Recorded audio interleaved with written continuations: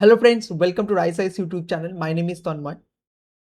আজকের prelims byte সেশনে আমরা পড়বো ইন্ডিয়া বাংলাদেশ বর্ডার এই টপিকটার ব্যাপারে। দেখো, আজকে সকালের হোয়াট টুইট সেশনে তোমাদের বলা হয়েছিল, এই যে আর্টিকেলটা ছিল দ্য হিন্দু নিউজ পেপারে, India fail to give actionable response, বা sorry, Bangladesh fail to give actionable response India. ঠিক আছে, এই আর্টিকেলটা পড়ার জন্য আজকে আমাদের প্রিলিমস বাইটসের যে ডিসকাশনটা সেটা কিন্তু এই আর্টিকেলটার উপর বেস করে।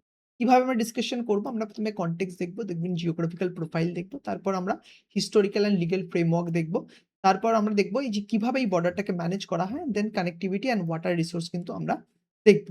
ঠিক আছে, তারপরে একটি প্রিলিমসের প্র্যাকটিস এমসিকিউ আছে যেটা তোমাদের সলভ করতে হবে। সলভ করে কিন্তু আমাদের কমেন্টে জানাতে হবে।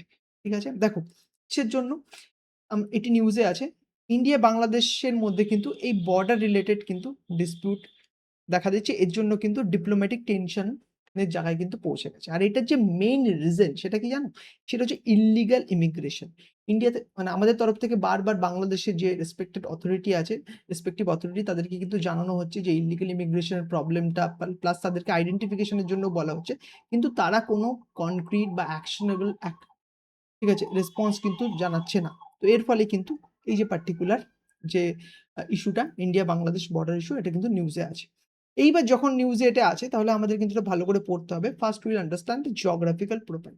একটা জিনিস মনে রাখবে, ইন্ডিয়ার কিন্তু বাংলাদেশের সাথে লংগেস্ট ল্যান্ড বর্ডার শেয়ার করে। তোমাদের হয়তো অনেকের মনে হতে পারে ইন্ডিয়া চায়নার সাথে হয়তো লংগেস্ট বর্ডার শেয়ার করে, বাট না, এটা ইন্ডিয়া কিন্তু লংগেস্ট বর্ডার বাংলাদেশের সাথে শেয়ার করে। আর এর যে লেন্থ সেটা অ্যাপ্রক্সিমেটলি 4096.7 কিলোমিটার। আর কোন কোন ইন্ডিয়ান স্টেট বাংলাদেশের সাথে বর্ডার শেয়ার করে? দেখো, 5টা ইম্পর্টেন্ট স্টেট কিন্তু ইন্ডিয়া মানে বাংলাদেশের সাথে কিন্তু বর্ডার শেয়ার করে। তার মধ্যে ওয়েস্ট বেঙ্গল কিন্তু longest border share, around 2217 kilometre. এছাড়াও ত্রিপুরা, মেঘালয়, মিজোরাম, আসাম এরাও কিন্তু বর্ডার কিন্তু শেয়ার করে বাংলাদেশের সাথে।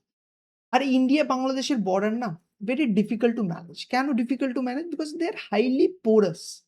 ঠিক আছে, এছাড়াও দেখো এই যে মাল্টিপল জিওগ্রাফিক্যাল ফিচার্স দেখা, যেমন প্লেন আছে, রিভারাইন বেল্ট আছে, চার ল্যান্ড, ঠিক আছে, হিলস, ডেন্স ফরেস্ট, এগুলো কিন্তু সব কিন্তু ইন্ডিয়া বাংলাদেশ বর্ডারের পার্ট। এরপর দেখো, এই বর্ডারকে যদি প্রপার ম্যানেজ করা যায় তার জন্য কিন্তু ল্যান্ড বাউন্ডারি এগ্রিমেন্ট কিন্তু পাস করা হয়েছিল। বাট তার আগে আমাদের যেটা জানতে হবে, এই যে বর্ডার, দেখো এই বর্ডার কিন্তু ডিমার্কেট করে red cliff commission during partition 1947। এই রেড ক্লিফ কমিশন কিন্তু India Bangladesh border, India Pakistan border, এগুলো কিন্তু যদিও ইন্ডিয়া আগে তো আর ইন্ডিয়া বাংলাদেশ ছিল না, এটা ইস্ট পাকিস্তান ছিল। 1971 এর পরে কিন্তু বাংলাদেশ হয় না। বাট এই যে বর্ডারগুলো ডিমার্কেট করেছিল রেড ক্লিফ কমিশন, বাট তাদের কাছে তারা কিন্তু কোনো প্রপার ডেটা বা লোকাল যে কনটেক্সট সেগুলোর উইথআউট আন্ডারস্ট্যান্ডিং ছাড়াই জাস্ট করে দিয়েছে জিনিসটা। তার জন্য কিন্তু আমাদের এই সাউথ এশিয়া এই রিজিয়নটাতে কিন্তু এত বর্ডার রিলেটেড প্রবলেম দেখা যায়। ঠিক আছে? তো এটা এইগুলোকেই যাতে সলভ করার জন্য কিন্তু এই ল্যান্ড বাউন্ডারি এগ্রিমেন্ট ২০১৫ সালে আসছে। এর যে ব্যাকিং ছিল 100 কনস্টিটিউশন অ্যামেন্ডমেন্ট দ্বারা, এর সাহায্যে কি করা হয়? ইন্ডিয়া বাংলাদেশের মধ্যে কিন্তু এনক্লেভ এক্সচেঞ্জ করা হয়। ঠিক আছে? অ্যারাউন্ড 111 ইন্ডিয়ান এনক্লেভ বাংলাদেশে চলেছে, আর 51 বাংলাদেশ এনক্লেভ কিন্তু ইন্ডিয়াতে চলে আসে। এর ফলে কি হবে? যে ওল্ড সভরেনিটি ডিসপিউট ছিল সেগুলো কিন্তু রিজলভ করা কিন্তু সম্ভব হচ্ছে। ঠিক আছে? বাট এখনো পুরোপুরি এটার ফলে মানে এই এগ্রিমেন্টের ফলে সম্ভব হয়নি। কারণ ইল্লিগাল ইমিগ্রেশন এর প্রবলেম কিন্তু still persist. So we need to take more step. But এইটা জিনিসটা জেনে রাখবে যে এই ইন্ডিয়া বাংলাদেশ বর্ডার ম্যানেজ করার জন্য কিন্তু বর্ডার সিকিউরিটি ফোর্স কিন্তু একটা ইম্পোর্টেন্ট রোল প্লে করে। এর আগে যখন সিএপিএফ এর উপর আমরা প্রিলিমস বাইটসে পড়েছিলাম তখন আমরা জেনেছিলাম যে বিএসএফ এর কাছে কিন্তু ইন্ডিয়া বাংলাদেশ বর্ডার আর ইন্ডিয়া পাকিস্তান বর্ডার কিন্তু ম্যানেজ করার রেসপন্সিবিলিটি থাকে। আর এই ম্যানেজ করার জন্য কিন্তু টেকনোলজিরও প্রচুর হেল্প নেওয়া হয়, যেমন comprehensive integrated border management system. এটি কিন্তু স্মার্ট ফেন্সিংও বলা হয়। এখানে দেখো সেন্সর আছে, থার্মাল ইমেজারি আছে, আন্ডারগ্রাউন্ড সার্ভাইলেন্স আছে। ঠিক আছে, কি করা হয়? যে আনফেন্সড এরিয়া যেগুলো আছে, রিভারাইন সেকশন আছে, সেগুলোকে মনিটর করার জন্য। এছাড়া বর্ডার হার্টের সাহায্যে কিন্তু people to people ties, local যে ট্রেড সেগুলোকেও কিন্তু প্রমোট করা। এইবার কিছু জেনে যাও ইন্ডিয়া বাংলাদেশের মধ্যে কিছু ইম্পর্টেন্ট কানেক্টিভিটি প্রজেক্ট। ঠিক আছে, যেমন দেখো একটি ট্রান্সবাউন্ডারি রিভার আছে ইন্ডিয়া বাংলাদেশের মধ্যে, ফেনী রিভার, তার উপর আছে মৈত্রী সেতু, অ্যারাউন্ড 1.9 কিলোমিটার লং ব্রিজ। ঠিক আছে, সাবরুম ইন ত্রিপুরা থেকে শুরু করে রামগড় ইন বাংলাদেশ। ঠিক আছে, এর ফলে কি হচ্ছে? নর্থ ইস্টকে কিন্তু আরো বেশি কানেক্টিভিটি হচ্ছে। এছাড়াও দেখো রেলওয়ে লিঙ্ক আছে বিভিন্ন, যেমন মৈত্রী এক্সপ্রেস আছে কলকাতা টু ঢাকা, বন্ধন এক্সপ্রেস আছে কলকাতা টু খুলনা, আর মিতালি এক্সপ্রেস আছে নিউ জলপাইগুড়ি টু ঢাকা। ঠিক আছে?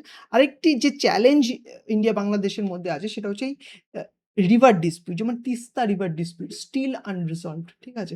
ভেরিয়াস গভর্নমেন্ট আসছে, স্টেপ নিচ্ছে, বাট প্রপার কিন্তু কোনো কনক্রিট এমন কিছু করা হচ্ছে না যার ফলে এই ডিসপিউটটা রিসলভ হয়। ঠিক আছে? এছাড়াও দেখো গঙ্গা ওয়াটার ট্রিটি কিন্তু এই যে এটা সাকসেসফুল ট্রিটি, এটা কিন্তু প্রায় শেষের পথে গেছে।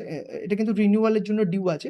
রিনিউয়াল ইন ডিসেম্বর 2026 এ। এটাও কিন্তু রিনিউয়াল করাটা কিন্তু ২ দেশের গভর্নমেন্টেরই কিন্তু একটা ইম্পোর্টেন্ট প্রায়োরিটি। তাহলে বুঝতে পারলে আমরা কানেক্টিভিটির দিক থেকেও দেখলাম, আমরা ওয়াটার রিসোর্স এর দিক থেকেও দেখলাম।